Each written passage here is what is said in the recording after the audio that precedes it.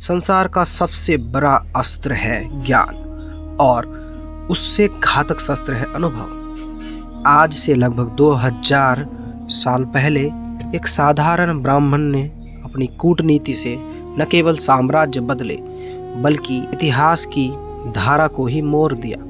महान राजनीतिज्ञ, अर्थशास्त्री और मार्गदर्शक आचार्य चाणक्य के वे विचार जो आज के कॉम्पिटिटिव युग में भी उतने ही सच है जितने सदियों पहले थे। तैयार हो जाइए सफलता की उस गुप्त सूत्रों को जानने के लिए जो आपको भीड़ से अलग खड़ा करके रख देंगे। पेश है चाणक्य नीति। क्या आप जानते हैं कि एक सफल और असफल व्यक्ति के बीच सिर्फ एक ही अंतर होता है, वह है सही समय पर सही निर्णय लेने की क्षमता। आचार्य चाणक्य कहते हैं कि दूसरों की गलतियों से सीखो, क्योंकि अपने ऊपर उपयोग करके सीखने के लिए तुम्हारी आयु बहुत छोटी है। जीवन, व्यापार, रिश्ते और राजनीति की उलझनों को सुलझाने के लिए आचार्य के ये सूत्र किसी प्रकार स्तंभ से कम नहीं है। आइए गहराई से समझते हैं जीवन जीने के उस कला को जिसे दुनिया चाणक्य नीति के नाम से जानती है। स्वागत है इस विशेष ऑडियो सफर में। आज हम बात करेंगे उस महामानव की जिसने शून्य से साम्राज्य खड़ा किया। चाहे आप एक स्टूडेंट हो, बिजनेसमैन हो या लीडर, आचार्य चाणक्य की नीतियों का आपके हर कदम पर काम आएंगी। धोखा कहाँ मिलता है, मित्र की पहचान कैसे करें और शत्रु को बिना लड़े कैसे हराएं, इस सभी सवालों के जवाब छिपे हैं इन अध्यायों में। सुनिए और बदलिए अपनी नजरिया। यह है संपूर्ण चाणक्य की नीति और मैं हूँ संतोष। चाणक्य नीति एक अमूल्य ग्रंथ है जो अर्थशास्त्र, राजनीति और जीवन की गहरी समझ को उजागर करता है। चाणक्य एक महान दार्शनिक और रणनीतिकार ने इस नीति को जीवन के हर पहलू में सफलता का मार्ग बताया है। इस ऑडियो बुक में आप चाणक्य के अनमोल विचारों, उनके शाश्वत नियमों और प्रेरक उदाहरणों के माध्यम से अपने जीवन को समृद्ध और सफल बनाने में गूढ़ रहस्य सीखेंगे, जिनमें है कि जीवन के लक्ष्य को प्राप्त करने के नियम, सफलता के लिए आवश्यक गुण, संबंधों को मजबूत बनाने के तरीके, आर्थिक समृद्धि के सूत्र, नेतृत्व और डिप्लोमेसी के गुण। इस ऑडियो बुक को सुनकर आप अपने जीवन में सकारात्मक परिवर्तन ला सकते हैं और अपने लक्ष्यों को प्राप्त कर सकते हैं। तो आइए चाणक्य नीति की यात्रा पर निकलें और अपने जीवन को बनाए एक सफल और समृद्ध जीवन। वह चाणक्य का पुत्र होने के नाते चाणक्य था। उनकी चालें शत्रु की पकड़ में नहीं आती थी, कुटिल थी, इसीलिए उसे लोगों ने नाम दिया था कौटिल्य। वह देखने में जितना कठोर था उतना ही सहृदय भी था। राजनीति की विरासत पर टेढ़ी मेढ़ी चालों का खिलाड़ी होने पर भी वह सच्चा आत्मा था। उसके लिए सुख, वैभव, पद आदि महत्वपूर्ण नहीं थे। महत्वपूर्ण था देश का अखंड गौरव। अखंड भारत का स्वप्न को साकार करने के लिए वह न कहीं रुका न कहीं झुका। मैं लोगों की भलाई की इच्छा से राजनीति के उन गूढ़ रहस्यों का वर्णन करने जा रहा हूँ जिन्हें जान लेने मात्र से मनुष्य सर्वज्ञ हो जाता है, अर्थात कुछ जानने के लिए शेष नहीं रह जाता। संपूर्ण चाणक्य नीति, चाणक्य सूत्र और जीवन गाथा। तो हम लोग इस पुस्तक को पढ़ेंगे और पढ़कर समझने का प्रयत्न करेंगे। तो आइए हम लोग पढ़ते हैं अब प्रकाशिकी। नीति का शाब्दिक अर्थ है जो आगे ले जाए। इस प्रकार अपने लक्ष्यों को प्राप्त करने के लिए जो नियम या सिद्धांत निर्धारित किया जाता है वह भी नीति शब्द में समाहित है। सुव्यवस्था भी नीति का अर्थ है। इसके संदर्भ में व्यक्तिगत, सामाजिक और राजनीतिक अलग अलग या कुल मिलाकर सब एक साथ भी हो सकते हैं। इस तरह नीति का इतिहास यदि देखें तो इसके अस्तित्व को मानव सभ्यता के विकास के साथ ही स्वीकार करना पड़ेगा। अपने क्षेत्र, अपनी जाति, अपने अस्तित्व को बनाए रखने के लिए विकसित करने के रूप में इसे समूची प्रकृति और इसके सभी प्राणियों में भी देखा जा सकता है। नीति शास्त्र के आचार्यों की वैसी तो बहुत सी लंबी परंपरा है, लेकिन शुक्राचार्य, आचार्य बृहस्पति, महात्मा विदुर और आचार्य चाणक्य इनमें प्रमुख है। आचार्य चाणक्य ने श्लोक और सूत्र दोनों रूप में नीति शास्त्र का व्याख्यान किया है। अपने शास्त्र के प्रारंभ में ही वे अपने पूर्ववर्ती आचार्यों के नमन करते हुए स्पष्ट कर देते हैं कि वे कुछ नया नहीं बता रहे हैं। वे उन्हीं सिद्धांतों का प्रतिपादन कर रहे हैं जिन्हें विरासत में उन्होंने प्राप्त किया है और जो बदलते परिवेशों में भी अत्यंत व्यवहारिक है। आचार्य क्योंकि राजनीति के अर्थशास्त्र के शिक्षक हैं, इसलिए वे जानते हैं कि शिक्षा की वास्तविकता को, वे जानते हैं कि पुस्तकों पर अनुभव हावी हुआ करता है, यह भी कि ग्रंथों का निर्माण अनुभव का ही संकलन है और संग्रह। इसलिए इन रचनाओं की प्राप्ति कर्तापन का अभिमान कैसा। आचार्य चाणक्य का जीवन पढ़ने से स्पष्ट हो जाता है कि सत्य का समझ रखना पर्याप्त नहीं है, जरूरी है कि अन्याय के विरुद्ध संघर्ष भी किया जाए। तटस्थ रहना, स्थायी और परामर्शी व्यक्ति भी तटस्थ रहना साहसी और पराक्रमी व्यक्ति का स्वभाव नहीं होता। लोगों का मानना है कि सज्जन व्यक्ति का स्वभाव कुटिल के योग्य नहीं होता। उसके लिए तो कुटिलता का नाटक कर पाना भी संभव नहीं है। लेकिन चाणक्य ने सिद्ध कर दिया है कि अपने स्वभाव को बनाए रखते हुए, अर्थात भीतर से सज्जन बने रहते हुए भी दुष्टों को उन्हीं की भाषा में जवाब दिया जा सकता है। श्री कृष्ण और श्री राम जैसे महान पुरुष इसका उदाहरण है। हाँ, इसके लिए मन की विशेष प्रकार से प्रशिक्षण करना पड़ता है। श्री कृष्ण ने धर्म युद्ध में भी अधर्म का प्रयोग किया। धर्मराज युधिष्ठिर को भी झूठ बोलने के लिए बाधित किया, क्योंकि इसलिए कि शठों से शठता का व्यवहार करना चाहिए। ऐसा करते समय विचारणीय यह है कि व्यवहार या प्रतिक्रिया स्वार्थ के लिए की जा रही है या उनमें जनहित की भावना समाहित है। दुष्टों का विनाश होना चाहिए, भले ही साधन कोई भी हो। अनासक्त भाव से किया गया कर्म पाप पुण्य की सीमा से परे होता है। ऐसा दार्शनिक सिद्धांत है कि भगवान श्री कृष्ण ने गीता में अर्जुन को यही परामर्श उपदेश दिया है। उपरोक्त सत्य को समझने के लिए महर्षि विश्वामित्र के वे निर्देश अत्यंत महत्वपूर्ण है जो उन्होंने सिद्धाश्रम में प्रवेश करने से पहले राम को दिए थे। उन्होंने कहा था, राम सावधान हो जाओ, अब घोर जंगल प्रारंभ हो चुका है, यहाँ सतर्क रहना इसलिए आवश्यक है कि राक्षस किसी भी समय छुपकर घात कर सकते हैं। इनकी स्वामिनी ताड़का बिना किसी शस्त्र के हमारे मार्ग में रोककर कभी भी खड़ी हो सकती है। तब तुम बेझिझक उसका संहार कर देना। अनारियों के साथ युद्ध करते समय नियमों का पालन करना विपत्ति में डाल सकता है। बुद्धिमान को चाहिए कि विपत्ति को आने ही न दे। विश्वामित्र की बात सही थी। राक्षसों को धनुष बाण धारी क्षत्रिय कुमारों के आने का समाचार मिला और उन्होंने अपनी स्वामिनी के साथ मिलकर उन पर आक्रमण कर दिया। श्री राम ने महर्षि के निर्देशानुसार अपना कार्य किया। उन्होंने तारका को देखते ही बिना यह सोचे कि वह स्त्री है और निहत्थी है, एक ही बाण में ढेर कर दिया। चाणक्य का कौटिल्य बनना जनहित में था। इसका स्वप्न था अखंड भारत। इसी देश के लिए उन्होंने शत्रुओं को उन्हीं की चाल से मात दी। आचार्य द्वारा चलाया गया अभियान आत्मरक्षा का एक अंतिम प्रयास था। इससे चूकने का अर्थ था कि भारत के अस्तित्व को समाप्त कर देना। जरा सोचकर देखो, यदि चाणक्य ने तत्कालीन परिस्थितियों का विरोध न किया होता, विकल्प के रूप में चंद्रगुप्त को स्थापित न किया होता, तो आज के भारत का स्वरूप कैसा होता।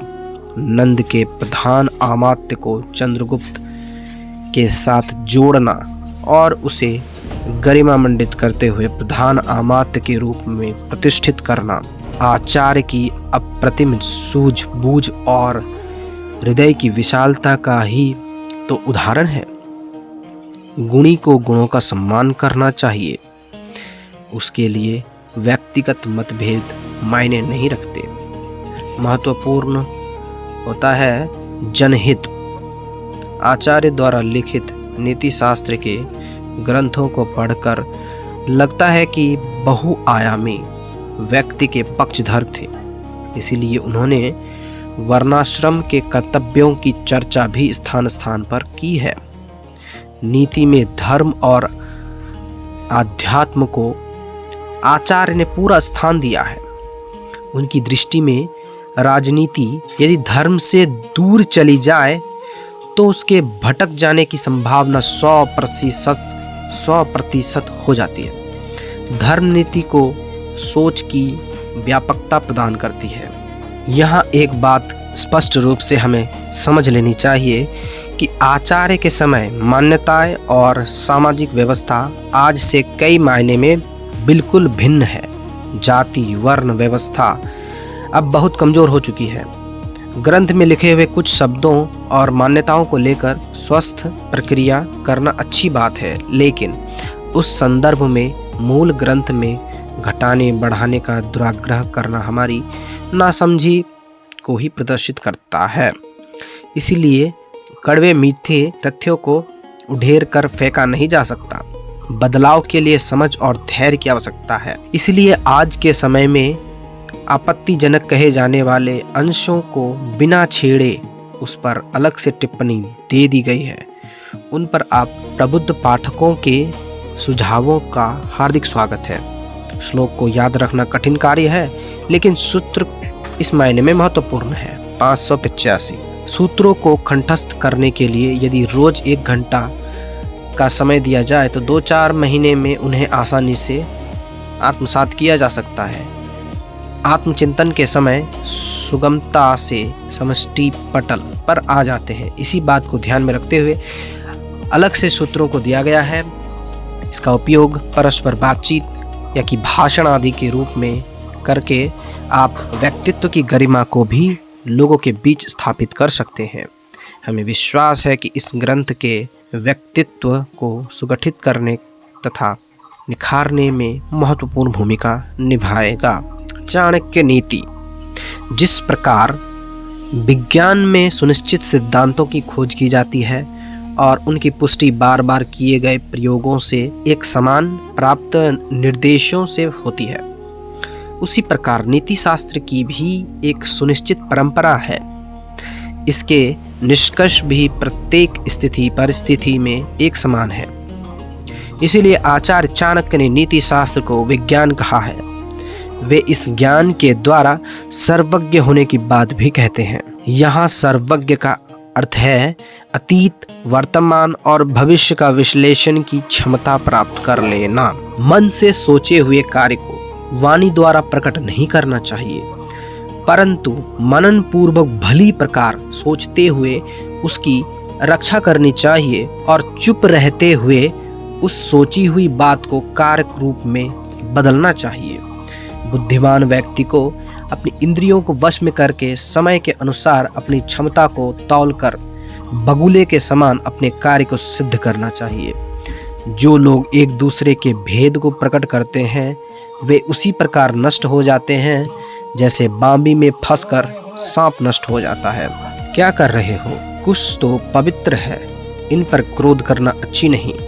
जो कष्ट पहुंचाए उन्हें जीने का हक नहीं, उसे नष्ट करना ही पुण्य है। लेकिन कुछ तो नष्ट नहीं होते, अवसर पाकर फिर फैल जाते हैं। नहीं, ऐसा नहीं होने दूंगा। इसकी दोबारा होने की संभावनाओं को जलाकर राख कर दूंगा।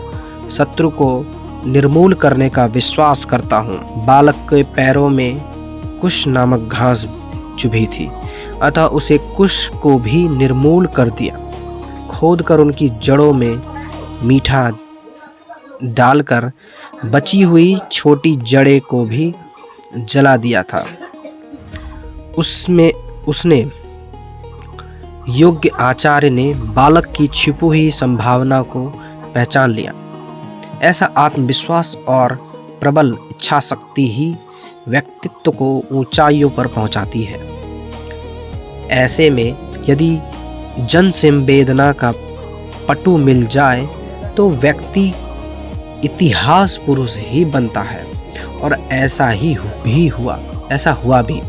लगभग 2000 वर्ष पूर्व भारत के इतिहास को जिस बालक ने एक स्वर्णिम मोड़ दिया, वही बालक बड़ा होकर चाणक्य बना। उनका असली नाम था विष्णुगुप्त। उनकी कूटनीति विलक्षणता की वजह से लोग उसे कौटिल्य भी कहते थे। यह घटना तब की है जब विश्व के मानचित्र पर कुछ देशों का कहीं तो अता पता नहीं था, लेकिन भारत की सभ्यता संस्कृति अपने पूर्ण यौवन पर थी। धर्म, दर्शन और आध्यात्म की ही नहीं, राजनीति तथा अर्थशास्त्र जैसे विषयों की शिक्षा लेने के लिए भी विदेशों से विद्यार्थी भारत भूमि पर आया करते थे। यहाँ तक्षशिला, नालंदा जैसे विश्वविद्यालय थे। आचार्य चाणक्य तक्षशिला में राजनीति तथा अर्थशास्त्र के आचार्य थे। भारत की सीमाएं उस समय अफगानिस्तान से लेकर बर्मा यानी कि म्यांमार तक था। कश्मीर से लेकर कन्याकुमारी तक फैली हुई थी। उस समय भारत को सोने की चिड़िया था। विदेशी आक्रांताओं को भारत की समृद्धि खटक रही थी, लेकिन उनमें हिम्मत नहीं थी कि वे हिंदुस्तान की रणबांकुरों का सामना कर सके। अंततः उन्होंने दान और भेद का नीति का सहारा लेकर मगध के शासक धर्मनंद की कमियों को पहचान लिया और उसे अपने पास में भी कस लिया था। वर्तमान के पटना तथा तत्कालीन पाटलिपुत्र के आसपास फैला हुआ पूर्वोत्तर की सीमाओं को छूता हुआ एक विशाल, शक्तिशाली, वैभव संपूर्ण राज्य था मगध। मगध के सिंहासन पर आसीन धर्मनंद सुरा सुंदरी में इतना डूब चुका था कि राजकार्यों को देखने की फुर्सत नहीं थी। वह अपनी मौज मस्ती के लिए प्रजा पर अत्याचार करता, जो भी आवाज उठाता उसे कुचल दिया जाता। चाणक्य को भी जनहित के लिए उठाई गई आवाज की सजा मिली थी। उस महान आचार्य को मौत के घाट उतार दिया गया। एक एक करके हुई हृदय की विदारक घटनाएं चाणक्य पुत्र चाणक्य के हृदय में फांस की तरह धसी हुई थी। एक दिन जब राज्यसभा में समूचे आर्यवत के स्थिति का विवेचन करते हुए चाणक्य ने मगध धर्मनंद को उनका कर्तव्य याद दिलाया तो वह झुंझला उठा। उसने चाणक्य को दरबार से धक्के मारकर निकाल फेंकने का आदेश दिया। सैनिकों के चाणक्य को धक्का मारकर दरबार से बाहर निकालने की कोशिश के बीच चाणक्य की शिखा खुल गई। यह चाणक्य का ही नहीं, देश के उस आवाज का भी अपमान था जो अपने राजा को सामने अंधकार में विलीन होते भविष्य को बचाने की गुहार कर रही थी। उसी समय चाणक्य ने प्रतिज्ञा कर ली, अब यह शिखा तभी बंधेगी जब नंद वंश का समूल विनाश हो जाएगा। चाणक्य ने अपने लक्ष्य को पूरा करने के लिए चंद्रगुप्त को चुना। चंद्रगुप्त में छिपी संभावनाओं को चाणक्य ने एक एक करके तराशा। सोचे हुए कार्य को मूर्त रूप में देना चाणक्य के लिए आसान नहीं था। मकरुदनिया के छोटे से प्रदेश से सिकंदर नामक आंधी की गर्द भारत की सीमाओं पर छाने लगी थी। कांधार के राजकुमार आम्भी ने सिकंदर से गुप्त संधि कर ली थी। पर्वतेश्वर पोरस ने सिकंदर की सेनाओं का डटकर सामना किया, लेकिन सिकंदर की रणनीति ने पासा पलट दिया। सिकंदर की ओर हुई वाण वर्षा से घबराए पोरस की जुझारू गज सेना ने अपनी ही सेना को रौंदना शुरू कर दिया। पोरस की हार हुई और उसे बंदी बना लिया। सिकंदर द्वारा यह पूछने पर कि उसके साथ कैसा व्यवहार किया गया, पोरस ने निर्भीक होकर कहा, एक जैसा एक राजा दूसरे राजा के साथ करता है। सिकंदर ने पोरस को उसकी वीरता से प्रसन्न होकर छोड़ दिया। इस पराजय के बाद आचार्य चाणक्य की देखरेख में चंद्रगुप्त अपनी सेना को संगठित करने, उसे तैयार करने और युद्ध की रणनीति बनाने में पूरी तरह लग गया। भारी भरकम शस्त्रों, शिरस्त्रों और कवचों आदि की जगह हल्के परंतु मजबूत हथियार ने ली।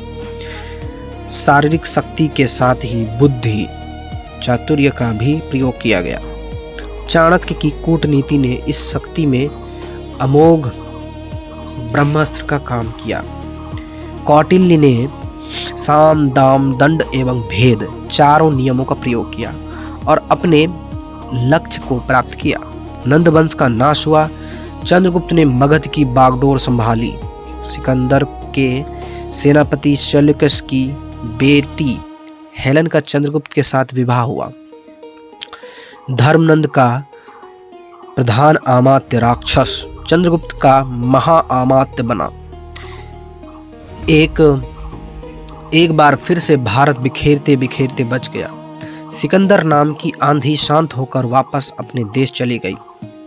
भारत की गरिमा विश्व के सामने फिर से निखर कर सामने आई और चाणक्य उनसे निर्जन एकांत में राजनीति के पूर्व ग्रंथों का आवाहन कर उनमें अपने व्यक्तिगत अनुभवों का पूट दिया और अर्थशास्त्र का एक महत्वपूर्ण ग्रंथ लिखा।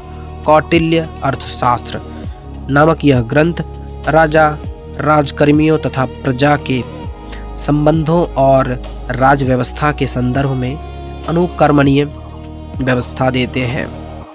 कुछ विद्वानों ने चाणक्य की तुलना मैकियावेली से की है, लेकिन भारत के प्रथम प्रधानमंत्री पंडित जवाहरलाल नेहरू इस बात से सहमत नहीं थे।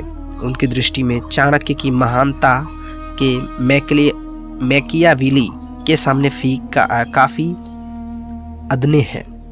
चाणक्य एक महान अर्थशास्त्री, राजनीति के वेत्ता तथा कूटनीतिज्ञ होते हुए भी महात्मा थे। वे सभी प्रकार की भौतिक उपाधियों से परे थे। इसी कारण कामादनिया नीतिसार में विष्णुगुप्त के लिए ये पंक्तियां लिखी हुई है। जिसने अर्थशास्त्र रूपी महासमुद्र में नीतिशास्त्र रूपी अमृत का दोहन किया, उस महाबुद्धिमान आचार्य चंद्रगुप्त को मेरा सम्मान नमन है।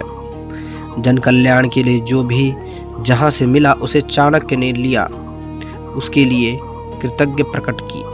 वे अपने ग्रंथ का शुभारंभ करते हुए शुक्राचार्य और बृहस्पति दोनों को नमन करते हुए, दोनों गुरु हैं, दोनों की अपनी अपनी विशिष्ट धारणाएं हैं। अपने प्रतिज्ञा वाक्य में वे कहते हैं, पृथ्वी की प्राप्ति और उनकी रक्षा के लिए पुरातन आचार्य ने जिन अर्थशास्त्र विषयक ग्रंथों का निर्माण किया, उन सभी का सार संकलन कर इस अर्थशास्त्र की रचना की गई है।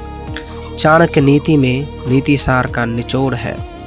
इसका संकेत आचार्य ने प्रारंभिक श्लोक में ही कर दिया है। ऐसा नहीं है कि चाणक्य नीति पर इससे पहले काम न हुआ हो।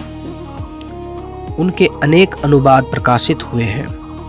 यह पुस्तक उन अलग इस मायने में है कि इनमें मूल श्लोक के साथ अर्थ को समझाते हुए उसके छुपे रहस्यों की ओर भी संकेत करने का प्रयास किया गया है। ऐसा करने के पीछे उद्देश्य है कि पाठक उस निर्दिष्ट सूत्र को पकड़कर कथ्य की गुत्थियां अपने ढंग से खोलें। इसमें इस बात का भी विशेष ध्यान रखा गया है कि भाषा शैली ऐसी हो ताकि साधारण व्यक्ति भी इस ग्रंथ का लाभ उठा सके। पुस्तक के अंत में दी गई फलश्रुति संकेत करती है कि विवेकवान इस ग्रंथ को अवश्य पढ़े।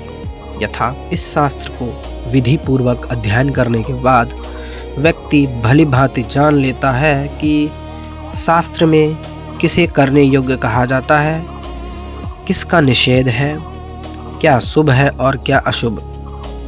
यहाँ पाठकों को एक बात विशेष रूप से समझ लेनी चाहिए कि इस ग्रंथ में कुछ ऐसी मान्यताएं का भी जिक्र किया गया है जो बदलते परिवेश के साथ या तो बदल रही है या फिर उन्हें अपना अस्तित्व खो दिया है।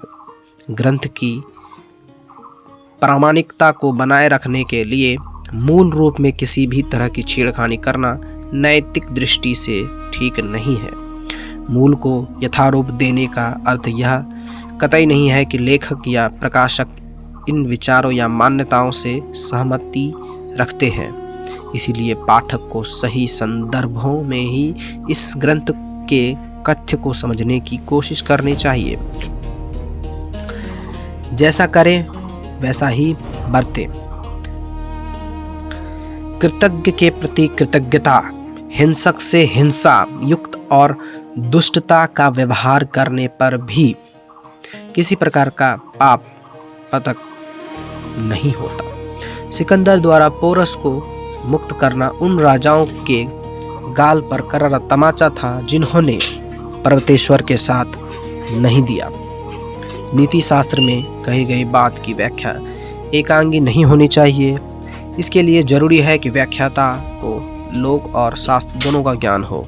लोक में तत्कालीन समाज का स्वरूप आता है, जबकि शास्त्र का अर्थ है उपयुक्त शब्दार्थ अर्थात प्रयुक्त परिभाषिक शब्दावली का अर्थ स्पष्ट होना।